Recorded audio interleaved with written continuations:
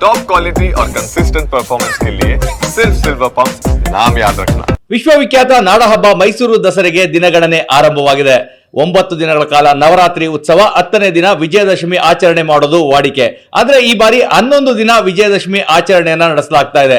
ಈ 11 ದಿನ ವಿಜಯದಶಮಿ ಆಚರಣೆ ಬಂದಿರೋದು ಏಕೆ, ಯಾವ ಕಾರಣಕ್ಕಾಗಿ ಈ ರೀತಿ ಇದೆ, ಈ ಬಗ್ಗೆ ಮಾತಾಡ್ಲಿಕ್ಕೆ ಧಾರ್ಮಿಕ ತಪಸ್ವಿಗಳು ಹಾಗೂ ಆಧ್ಯಾತ್ಮಿಕ ಚಿಂತಕರು ಆದಂತಹ ಡಾಕ್ಟರ್ ಶೆಲ್ವಪಿಳ್ಳೆ ಅಯ್ಯಂಗಾರ್ ನಮ್ಮ ಜೊತೆಗಿದ್ದಾರೆ.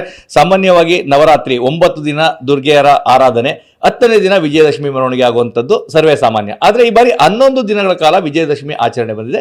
ಏನಿದರ ವಿಶೇಷ? ಈ ಬಾರಿ 11 ದಿನಗಳ ಆಚರಣೆ ಇರುತ್ತೆ. ಕಾರಣ ಏನು ಅಂತ ಹೇಳಿದ್ರೆ, ಮಧ್ಯದಲ್ಲಿ ಪಂಚಮಿ ತಿಥಿ 2 ದಿನ ಕಾಣಿಸ್ತಾ ಇದೆ. ಸೊ ಹಾಗಾಗಿ 11 ದಿನಗಳ ಒಟ್ಟು ಆಚರಣೆ ನಮಗೆ ಬರುತ್ತೆ. ಇಲ್ಲಿ ನೀವು ಪಂಚಾಂಗವನ್ನು ಗಮನಿಸಿದ್ರೆ 21 ಸೆಪ್ಟೆಂಬರ್ ಆವತ್ತು ನಮಗೆ ಮಹಾಲಯ ಅಮಾವಾಸ್ಯ ಇದೆ. ಅಂದರೆ ಮಹಾಲಯ ಅಮಾವಾಸ್ಯ ಅನ್ನೋದು ಘಾತ ಚತುರ್ದಶಿಯ ಮರುದಿನ 21 ಮಹಾಲಯ ಅಮಾವಾಸ್ಯೆ, ಆವತ್ತು ಭಾದ್ರಪದ ಮಾಸ ಮುಗಿಯುತ್ತೆ. ಸೊ ಮಾರನೇ ದಿನದಿಂದ ಆಶ್ವಯುಜ ಮಾಸ ಆರಂಭವಾಗುತ್ತೆ. ಆಶ್ವಯುಜ ಮಾಸದ ಪ್ರಥಮೆಯಿಂದ ನವಮಿಯ ತನಕ ಅದು ಬಂದು ನವರಾತ್ರಿ ಅಂತ ಕರಿತೀವಿ. 10ನೇ ದಿನ ಬಂದು ವಿಜಯದಶಮಿ ಇರುತ್ತೆ. ಇಲ್ಲೇನಾಗಿದೆ ಅಂತ ಹೇಳಿದ್ರೆ, ನವಮಿನೇ 10 ದಿನ ಹೋಗ್ತಾ ಇದೆ. ಅಂದರೆ ನವಮಿ ತಿಥಿ ಬರೋಷ್ಟರೊಳಗೇನೆ 10 ದಿನಗಳು ಕಳೆದು ಹೋಗುತ್ತೆ. ಹಾಗಾಗಿ ವಿಜಯದಶಮಿ 11ನೇ ದಿನ ಆಗ್ಬಿಡುತ್ತೆ. ಇಲ್ಲಿ ನೀವು ನೋಡ್ಬೋದು 21 ಮಹಾಲಯ ಅಮಾವಾಸ್ಯೆ, ಮಾರನೇ ದಿನ ಆಶ್ವಯುಜ ಮಾಸದ ಶುಕ್ಲ ಪಕ್ಷದ ಶರನ್ನವರಾತ್ರಿ ಆರಂಭ. ಹೌದು, ದಸರಾ ಉದ್ಘಾಟನೆ. ಇನ್ನೊಂದು ಅಂದರೆ, ಇದು ಕೇವಲ ನಾವು ಯಾವುದೋ ಕ್ಯಾಲೆಂಡರ್ ನೋಡ್ತಾ ಇದ್ದೀವಿ ಅಂತ, ಆದರೆ ನೀವು ಯಾವುದೇ ಪಂಚಾಂಗಗಳನ್ನು ನೀವು ನೋಡಿದ್ರೂ ಹೀಗೆ ಇದೆ. ಮತ್ತು ಅರಮನೆಯ ಪಂಚಾಂಗ, ಕೃಷ್ಣ ಜೋಯಿಸರ ಪಂಚಾಂಗದಲ್ಲೂ ಹಾಗೆ ಇದೆ, ಒಂಟಿಕೊಪ್ಪಲ್ ಪಂಚಾಂಗದಲ್ಲೂ ಹಾಗೆ ಇದೆ. ಸೊ ಹಾಗಾಗಿ ಯಾವುದೇ ಪಂಚಾಂಗಗಳನ್ನು ನೋಡಿದ್ರೂ ನೀವು ಇದೇನೆ. ಇಲ್ಲಿ 1, 2, 3 ನೋಡಿ, 4, 22 ನೋಡಿ, 1, 21 ಬಿಟ್ಬಿಡಿ, 22ರಿಂದ ಆರಂಭ.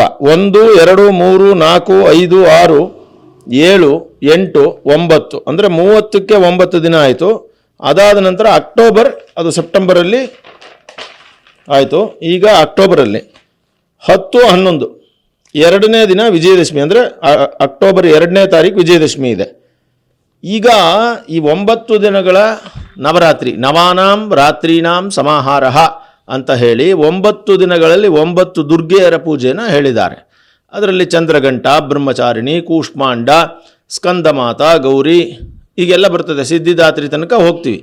ಸೊ 9 ದಿನಗಳಲ್ಲಿ 9 ದೇವಿಯರನ್ನು ಪೂಜೆ ಮಾಡಬೇಕು.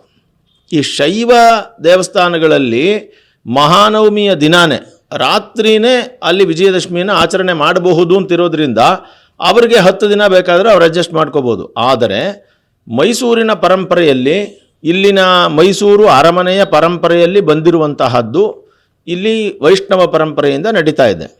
ಸೊ ಇದು ಒಂದು ಚಿಕ್ಕ ವಿಷಯ ಇದು. ಯಾಕಂದರೆ ಇದು ಶೈವ ದೇವಾಲಯ ಅಲ್ಲ. ಇದು ಅಂದರೆ ಶೈವ ದೇವಾಲಯದಲ್ಲಿ ಮಾತ್ರ ಅವಕಾಶ ಇದೆಯೇ ಹೊರತು ದೇವಾಲಯಗಳಲ್ಲಿ, ಬೇರೆ ದೇವಾಲಯಗಳಲ್ಲಿ ಇದಕ್ಕೆ ಅವಕಾಶ ಇಲ್ಲ.